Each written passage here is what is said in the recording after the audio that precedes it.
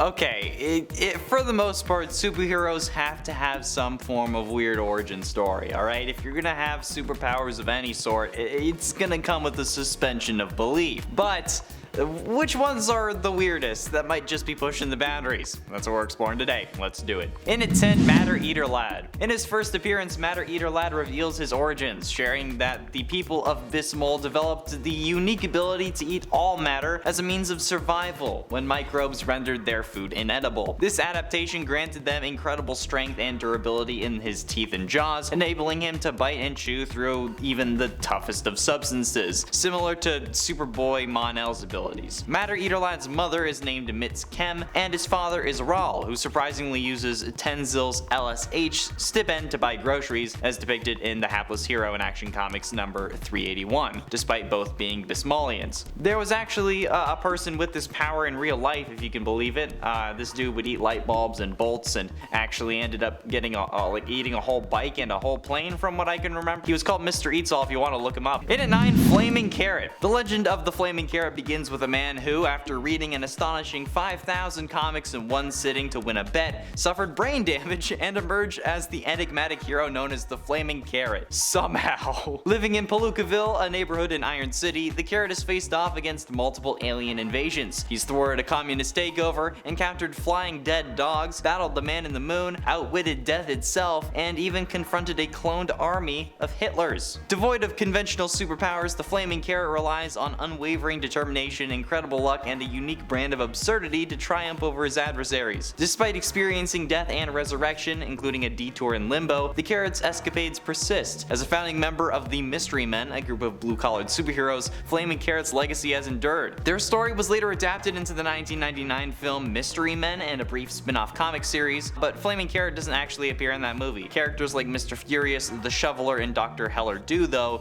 leaving the hero's origins and legend to thrive in their own extraordinary universe. In at 8, Batman Beyond. Amanda Waller, director of Project Cadmus, needed a new Batman to continue the fight for justice, and saw genetic engineering as the solution. She created Project Batman Beyond by using Bruce Wayne's DNA to rewrite a male human's reproductive material, and found a couple in Gotham City with a psychological profile nearly identical to Bruce's parents, the McGinnises. Warren McGinnis was secretly injected with the nanotech solution, and a year later, Terry was born, with half of his mother's genetic material and half of Bruce's. To complete Terry's decision to become a crime fighter, Amanda planned to have that same trauma that inspired Bruce to become Batman to happen to Terry. After a night at the theater watching The Grey Ghost Strikes, Amanda and the Phantasm go to Terry's parents to kill them. However, the Phantasm refuses to go along with the plan and allows the McGinnises to escape and be unaware of what might have happened. Terry later on did actually become the new Batman, but hey, having your dad's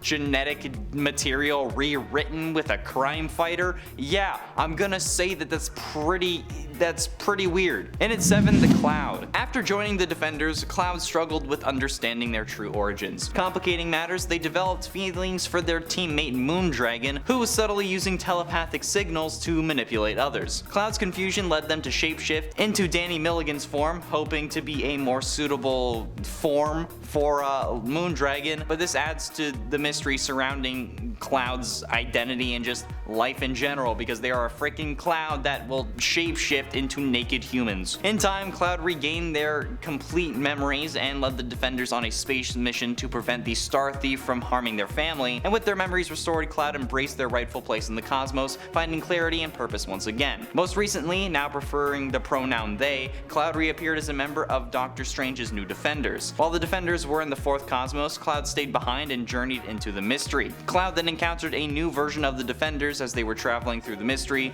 specifically the land of couldn't be, shouldn't be. And at 6, the Creeper. Jack Ryder, a former resident of Gotham City, finds himself fired from his political talk show when he fearlessly criticized his sponsors and refused to back down. Recognizing his detective skills, Chief of Network Security Bill Brain offered Ryder a job as an investigator. Ryder's first assignment involved locating Dr. Yatz, a scientist captured by a local gangster, Angel Devlin, who is collaborating with communist powers. To infiltrate Devlin's masquerade party, Ryder seeks a disguise at a costume shop where he improvises a unique outfit with yellow lights, green trunks, red gloves and boots, with yellow makeup, a green wig. It's really weird. He even has like a sheepskin rug as a cape. Ryder completes his bold ensemble, and then at the party he confronts Devlin's henchmen and rescues Dr. Yates, but not without being injured. In a twisted turn of fate though, Dr. Yates injects Ryder with a chemical serum that enhances his healing, strength, and stamina, but also implants a tiny device under his skin capable of rearranging molecular structures and rendering his suit basically invisible until needed. But the comic explanation is that he can switch between his skin and his costume that he wore to the party at will, which is all kinds of strange. Halfway through into number 5, Ultra Boy. Jonah, known as Ultra Boy and hailing from the planet of Rimbor, is a member of the Legion of Superheroes with a wide array of powers, but he can only use one of them at a time due to his physical limitations. Originally, Joe was part of a gang called the Emerald Dragons on the seedy world of Rimbor. While traveling in his space speedster, not that kind of speedster, he was swallowed by an energy blast, a monstrous whale-like creature that devoured any life form in its path. Luckily, the Galactic Patrol cruiser saved him by cutting open the creature with a ray, but the radiation charged Joe's body, granting him incredible abilities like X-ray vision and more. Embracing his newfound powers, he became Ultra Boy and joined law enforcement efforts, leading him to be recommended for the Legion of Superheroes. At some point, Joe was thrown back in time to the 20th century and teamed up with Superboy, merging their minds to become Reflecto, but eventually he returned to the 30th century and continued his adventures as Ultra Boy in it for Ghost Rider. Johnny Blaze's parents were famous motorcycle stars alongside Craig Crash Simpson, who became like a father figure to Johnny after their death. Taught by Crash, Johnny was expected to carry on the legacy, but he resisted, disappointing his girlfriend Roxanne. When Crash fell terminally ill, Johnny delved into the occult in desperation to save him. He unwillingly summoned Mephisto, whom he struck a deal with to cure Crash's cancer in exchange for his eternal servitude in hell. Despite the deal though, Crash died shortly after, attempting a dangerous stunt. Grieving and seeking to honor his foster father, Johnny attempted the same stunt, but nearly lost his soul to Mephisto, and then he becomes Ghost Rider. Getting close to the end, in number 3, Fatman the Human Flying Saucer. Van Crawford, a wealthy owner of hobby shops and a hobby expert, stumbled upon a crashed flying saucer one day. To show gratitude for his assistance, the shape-shifting alien inside granted Van a drink that tasted like a chocolate milkshake,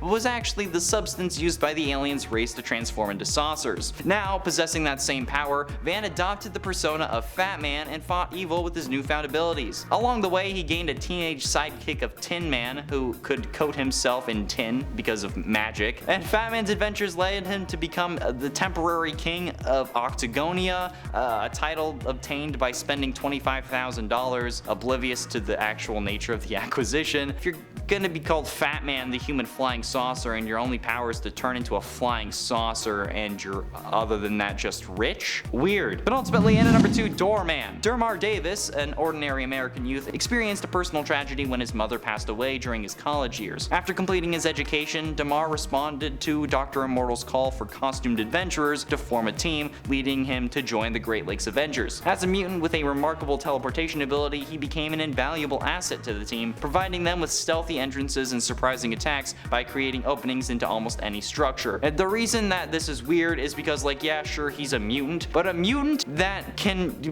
become a door? That's weird even by mutant standards. There's a dude covered in eyeballs, for God's sakes. Doorman is a class 10 teleporter, okay, and if you're confused as to what that means, his body is a portal to the Dark Force dimension, allowing for people or items to pass through him and walk through any solid object that the Doorman is standing against. When creating a door through an object, Doorman is often surrounded by floating black spheres that create an outline of his body and like on the opposite side of any object, so they kind of know where they're coming through. But becoming a mutant that turns into doors?